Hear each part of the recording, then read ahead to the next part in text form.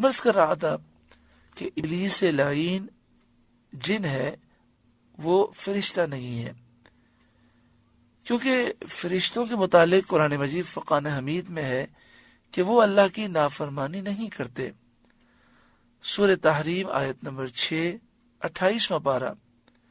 اللہ تعالیٰ نے ارشاد فرمایا لا یعصون اللہ ما امرہم ویفعلون ما یؤمرون، فرشتے جو اللہ انہیں حکم دیتا ہے وہ اس میں نافرمانی نہیں کرتے، اور جس کام کا حکم دیا جاتا ہے وہ وہی کرتے ہیں۔ تو اگر ابلیس لعین فرشتہ ہوتا تو اللہ کی نافرمانی کیوں کرتا، آدم علیہ السلام کی توہین کیوں کرتا؟ لہذا قرآن اور احادیث طیبہ سے یہ بات واضح ہوئی کہ ابلیس لعین فرشتہ نہیں ہے، وہ جن ہے۔ ابلیس لعین نے سجدہ کرنے سے انکار کر دیا، لہذا جب کبھی کوئی مومن سجدہ کرتا ہے تو ابلیس لعین کو بڑی تکلیف ہوتی ہے۔ مسلم شریف حدیث نمبر 81، حضرت ابو ہریرہ رضی اللہ تعالیٰ عنہ سے روایت ہے، رسول اللہ صلی اللہ علیہ وآلہ وسلم نے ارشاد فرمایا، جب بنی آدم یعنی انسان آیت سجدہ پڑھتا ہے اور پھر سجدہ کرتا ہے تو شیطان وہاں سے روتا ہوا چلا جاتا ہے اور کہتا ہے ہائے افسوس، ابن آدم کو سجدہ کرنے کا حکم دیا گیا تو اس نے سجدہ کر لیا، سو اس کے لیے جنت ہے، اور مجھے سجدے کا حکم دیا گیا تو میں نے نافرمانی کی، سو میرے لیے جہنم ہے۔ اس حدیث پاک میں اس بات کا ذکر ہے جب انسان آیت سجدہ پڑھتا ہے اور سجدہ کرتا ہے تو یہ بات یاد رکھیں کہ آیت سجدہ پڑھنے سے یا سننے سے سجدہ تلاوت واجب ہو جاتا ہے، فوراً کریں تو یہ افضل ہے، اور بعد میں بھی کر سکتے ہیں، لیکن بھی یاد رکھنا چاہیے اور یہ سجدہ ضرور کرنا چاہیے۔ سجدہ تلاوت کرنے کا طریقہ یہ ہے کہ کھڑے ہو کر اللہ اکبر کہتے ہوئے سجدے میں جائیں، اس میں ہاتھ اٹھانے نہیں ہیں،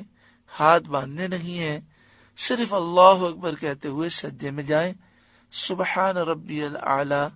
3 دفعہ 5 مرتبہ یا طاق مرتبہ دوسری کسی تعداد میں 3 5 7 9 11 جتنا چاہیں پڑھ لیں، اور پھر اللہ اکبر کہتے ہوئے کھڑے ہو جائیں۔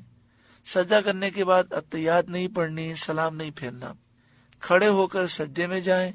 اور پھر سجدہ کر کے دوبارہ کھڑے ہو جائیں، یہ افضل ہے۔ بیٹھے بیٹھے سجدے میں جا سکتے ہیں اور سجدہ کر کے دوبارہ بیٹھ سکتے ہیں۔ ایک ساتھ ایک سے زائد سجدے بھی کر سکتے ہیں، جیسے کسی نے پورا قرآن پاک مکمل کیا، 14 سجدے اس پر ہیں تو ایک ساتھ وہ 14 سجدے کر سکتا ہے۔ آگے ارشاد فرمایا وَقُلْنَا يَا آدَمُ اسْكُنْ أَنْتَ وَزَوْجُكَ الْجَنَّةَ، اور ہم نے فرمایا اے آدم آپ اور آپ کی زوجہ اس جنت میں رہیں، وَكُلَا مِنْهَا رَغَدًا حَيْثُ شِئْتُمَا، اور کھاؤ اس میں سے بے روک ٹوک جہاں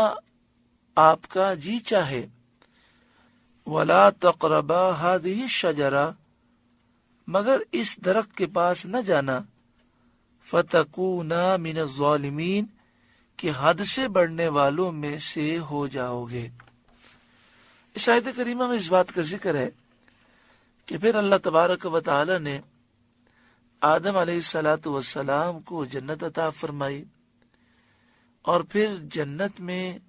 اللہ تعالی نے آدم علیہ السلام کی بائیں پسلی سے حضرت حوا کو پیدا فرمایا، اور ان دونوں کو حکم دیا گیا کہ جنت ہی میں رہو، کھاؤ پیو بلا روک ٹوک، جہاں جی چاہے جاؤ، ہاں اس درخت کے قریب مت جانا اور اس کا پھل مت کھانا، ورنہ تم حدود کو کراس کر جاؤ گے، یہاں تک آپ کی حد ہے، اس سے آگے مت بڑھنا۔ فَأَزَلَّهُمَا الشَّيْطَانُ عَنْهَا، تو شیطان نے جنت سے انہیں لغزش دی۔